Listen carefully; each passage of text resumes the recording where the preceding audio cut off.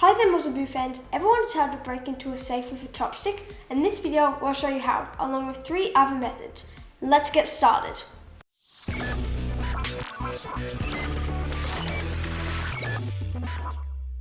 So this safe has been hanging around our house for a while, and the other day we thought, let's try and get in and see what that is stashed. We asked permission first, of course, because always make sure you have permission to do any bypass on a lock or safe that isn't your own. If you take a look at the safe, it has 2 main ways you can open it. One is using a keypad and code, which you can easily see here. The other is with a key. The standard lock is there as a backup in case you forget the code, and also in case the batteries run out, as the code is digital. First up, we thought that we would try a common bypass for small electronic safes like this. In this method, you bounce the safe or hit it with something to try and disengage the pins inside that stop the handle from moving. You can see this in another video of ours where I bounced a safe at the B-Sides Canberra conference. This time, we decided to just whack it on the top to see if we could disengage the pins. Being kids, it's hard to hit it hard enough with just your hand. It hurts after a few hits. So luckily, I got this rubber mallet in my pants. This makes a lot of noise, so put a towel under the safe and also put something on top as well. Even though it's a rubber mallet, we hit it a few times without anything on the top, and it left some dents. All you have to do is give it a thump while trying to turn the handle at the same time.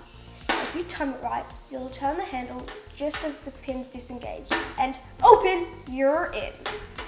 The second method is via the keyway. It's a pretty simple lock. It's a double wafer lock, and I've never picked a wafer lock before, so this was fun. Using a tension wrench and my guitar pick, I used a raking and rocking method. It only takes a few seconds and open, and again. The final way is by resetting the pin code without knowing the code. If you look inside the safe, there's a button here for resetting the code. If you press it, you hear a loud beep, and you're good to go. I know you're thinking, but how do I get to the button when the safe is locked? If you spin the safe around, it has 2 holes on the back. It also has 2 underneath as well. These holes are for mounting the safe to a wall, the ground, or a shelf, so someone can't just grab it and run.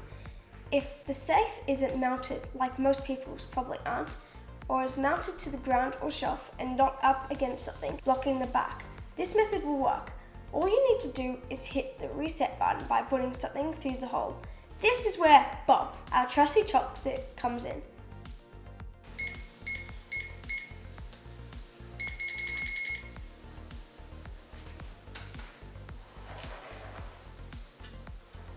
Take Bob and put him through the hole, then just move it up a bit and beep, ready to reset and open. Then you just punch in a new code to set it. Enter it again and open. You're in for the 3rd time. I was wondering why it was so hard to get in, but then I realized there's 4 Koopas inside. If you want to learn more safe cracking and lockpicking techniques, make sure you subscribe to our YouTube channel, and also click the bell icon so you don't miss any of our videos. Also give us a thumbs up if you liked it. We would love to hear from you in the comments, so if you have any comments or have any ideas for any videos you think we should do, let us know. We will be back soon with another bypass.